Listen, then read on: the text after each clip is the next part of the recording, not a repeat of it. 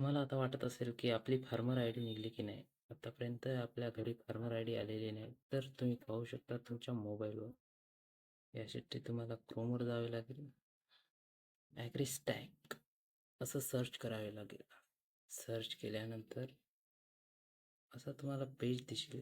पेजवर farmer registry नावाच्या लिंकवर क्लिक करावे लागेल. त्याच्यावर क्लिक केल्यानंतर क्लिक एनरोलमेंट स्टेटस याच्यावर क्लिक करावे लागेल. त्यानंतर आधार नंबर याच्यावर क्लिक करावं लागेल.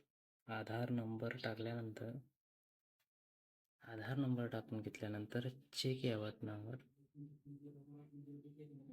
क्लिक करा.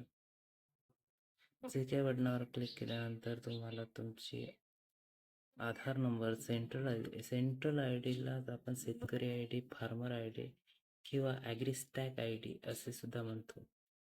अप्रुव्हल स्टेटस, अप्रुव्हल कधी भेटलं, फार्मर नेम, तुमचं नाव काय आहे, एनरोलमेंट डेट म्हणजेच तुम्ही ते रजिस्टर कधी केलं, रजिस्ट्रेशन कधी केलं, अप्रुव्हल कधी भेटलं,